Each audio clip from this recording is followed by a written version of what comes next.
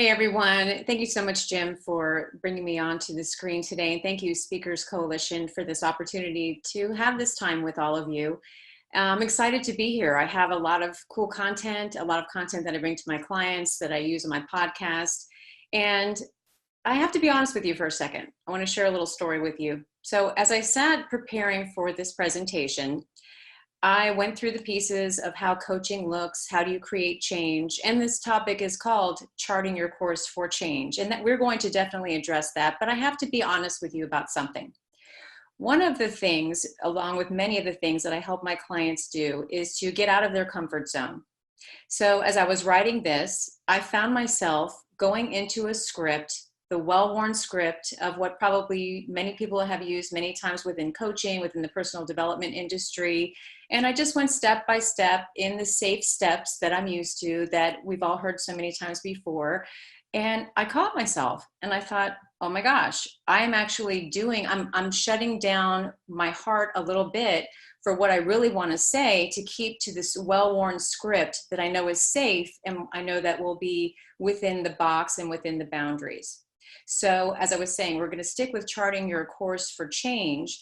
And I wanted to let you know that I'm going to now speak from not only the content, but from my heart and from my own experience, and to let you all in on how I came to be where I am and how that you too can achieve what you want to achieve, despite whatever the circumstances are in your life. So here we go. I'd like to start with a quick story. So about 3 years ago, my family and I traveled to Yellowstone National Park. And we were driving through the park and it was beautiful and the mountains were just glorious and the water was sparkling and we saw a beautiful river. And we pulled over to the side of the river and there were river rocks that went from one bank to the other side of the bank. My son decided to hop along the rocks and go from one side to the other. And I sat there and I thought, that is a great idea. I think I'm going to do that. I'll follow him. So I started to climb on the rock and hop from rock to rock to rock. And the rest of my family, who was very concerned that I would fall, was yelling, "You're going to fall, be careful, don't do that, you're going to fall." And so you could probably guess what happened. And they meant this in all love. But what happened was I fell into the river. And I came jumping right back out again because it's freezing cold water there in Montana. But I never forgot that. And I realized that that is so often what I might do to myself, is speak to a way that injects doubt into something I'm trying to accomplish.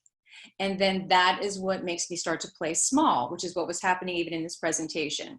And for me to walk the talk and practice what I preach for my clients about living a happy and healthy life and living outside of your comfort zone, I'm going to do the same.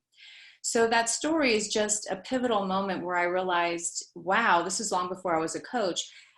The ways that we speak to ourselves in the inner critic or injecting doubt, injecting fear, is something to pay attention to, not something to buy into. So you can hear yourself talk and you can hear your mind chatter, but you don't necessarily have to buy into the chatter. You get to decide how you're going to think and feel despite what the chatter is. And you can learn how to calm that chatter and go after what you want. So in light of everything that's been going on for all of us in the past days, weeks, months, with so much change, coaching is about change. So I've been talking to a lot of my clients and bringing presentations about creating even more change, intentional change. And some of the responses have been, holy cow, Janie, there has been so much change. How could we want more change in this moment? And I want to address that and to say that change begets change. So we are in the midst of a global change, a global shift, and that will actually help you create more change in your life on a positive level. So we have this opportunity to look at life in a different way, whether it was forced or not. This is where we all are. I mean, literally all of us are here.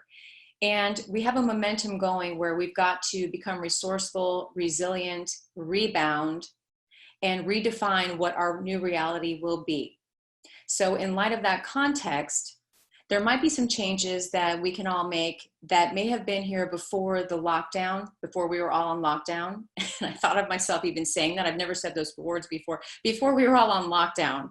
There may have been changes that you've wanted to make in your own life, but didn't really know how or where to start. Well, here is a time where we've all been sort of shaken to a bit, to the core possibly, and now might be a great time to start because we're already in that momentum. That wave is already rolling. So how do you do that? How do you start telling yourself a new story after you've been sheltering in place?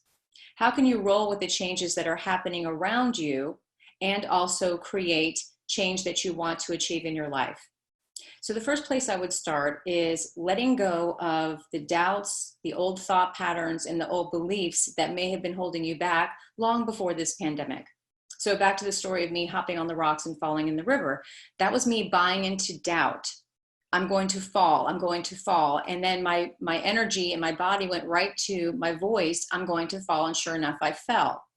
That's the way it goes. So the ways that we speak to ourselves and dictates the focus that we have, dictates the emotions we have, the behavior we have, the decisions we make. It is a slippery slope and it escalates really quickly.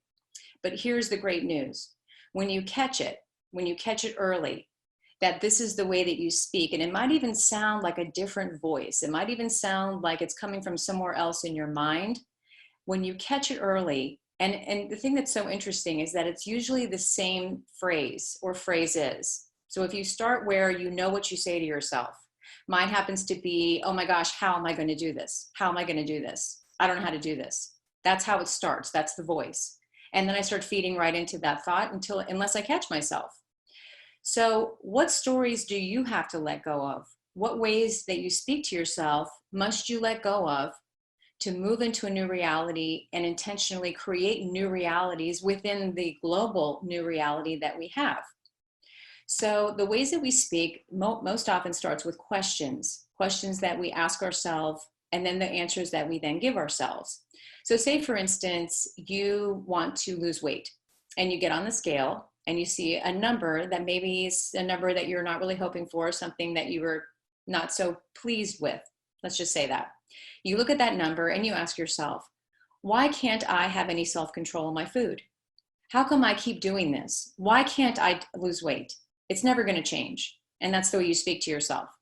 Well, from there, you answer that question with, well, because, you don't have any self-control. You never did, right? Your mom's been telling that for years. You don't have any self-control. And then you start behaving in a way that proves that statement correct.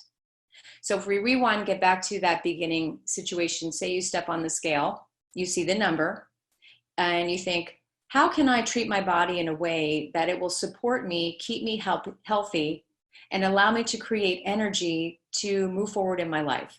Well, that's a whole different kind of question that will have a very different type of answer. Well, you can eat nutritionally, you can exercise, you can get better sleep, you can drink water. Now we come up with ways and reasons and resources to move forward. So letting go of the ways that we question ourselves will help with the thoughts that we have ourselves and the stories that we create. The next thing I wanted to bring into was defining success on your own terms and giving yourself permission to succeed. So I do have a story about this one too, and also letting go of maybe some roles that are from the past that are no longer current in your present day. So for many years, I was a stay-at-home mom, and I enjoyed that role. I loved that role. I raised 4 kids. And from being a very little girl, I was taught that being a stay-at-home mom was the best job in the world. And it is on so many levels. And then as my kids started to grow up and not needing me as much, I clung onto that role very hard because I didn't know who else I was without that role. The circumstances had changed, yet I was clinging onto that role. So fast forward, I had to redefine my role. And that is what led me into coaching. So years ago, I went to a Tony Robbins seminar with one of my sons. And I had never been in that environment before and was so inspired and so lit up and so positively motivated that I knew that I had to get into the world of coaching. So I went up to the coaching table at Tony Robbins and I said to them, I must be a coach here. I had no idea how to be a coach. I was just a stay-at-home mom. At least that's the way I define myself. And because of my certainty, because of my determination to do this thing that I was so excited about, I forgot all about the doubt and all the ways that I would speak to myself. And sure enough, they said, all right, sit down, let's have a talk. So fast forward, I coached with the Tony Robbins coaching team for many years. I'm now on my own in my own coaching practice. But the point being is that I had to let go of a role. I had to shake off the doubt and the ways that I self-talked to myself to move forward into a role that I had never done before. So that's what I would propose to you in the new reality that we are stepping into. This is a new chapter. So how will you roll with the changes? What old stories do you have about yourself? What old beliefs do you still hold on to that may be getting in the way of what you want to achieve? So once you've decided what you want to achieve, you have a vision for what you want in your life. What do you have to let go of? So for me, it was letting go of the doubt. For me, it was letting go of a role that is no longer in the present day. It was recreating and redefining, re-identifying who I was in my life and how I would move forward from then on. So remember the stay-at-home mom thing I was just telling you about? Well, the rock bottom moment I had about that was when I could not even give myself permission, this is years ago, to move forward in any area of my life. I had to check in with friends. I had to check in with family. I found myself talking to strangers out in line to get approval and permission from other people to move forward and do something different in my life. And I realized, holy cow, this is coming from the outside in. I have to, what is it about me that I keep seeking approval and trying to find permission from everyone other than from me? I decided right then that my self-actualization, my living to my truest potential must come from me. I must take the lead in my own life to create the life that I dreamt of. So that's what I did. And that's when I was coaching with Tony Robbins, and leaving there, had to create another role in a coaching practice of my own. But I thank that part of me from yesterday. Yesterday me brought me here. So I don't look back on decisions or situations and hold on to them or regret. And I offer that suggestion to you as well. Thank it. Realize what you've learned from it. See where you can take those gifts and those strengths and move forward in your own life and create a bigger, more vibrant, more improved, expanded version of your life. So today, I certainly do want to know what family and friends are doing and how they're thinking, but the self-actualization, me doing what I am born to do, my purpose, my why, comes from me. So it comes from me first. And that was through the process, just like a rock in the river, tumbling down the river of life and being shaped and formed into who I am today. And that's really where we all are right now. So I am offering is as food for thought for now, being that we are moving out of sheltering in place and all the ways that we've been held down, so to speak, held back, locked in, and life is starting to reopen. Chapters are starting to reopen. How will your mind reopen? How will the new chapter of your life look?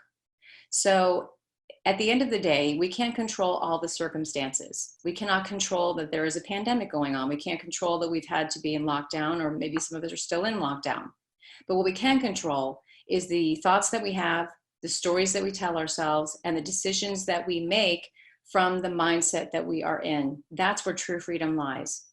So that is my hope for all of you, to understand that and to live intentionally and on purpose, to shine the light on your own life. You only get one precious life. This is it. So I hope for you health and happiness, and get out there and do something. It's time. It's time to take action. So if you'd like to learn more about me, you can find me at janiesterling.com, or you can find me at Facebook at Janie Sterling Coaching. And I thank you for your time today, and everyone take care and be well. Thank you.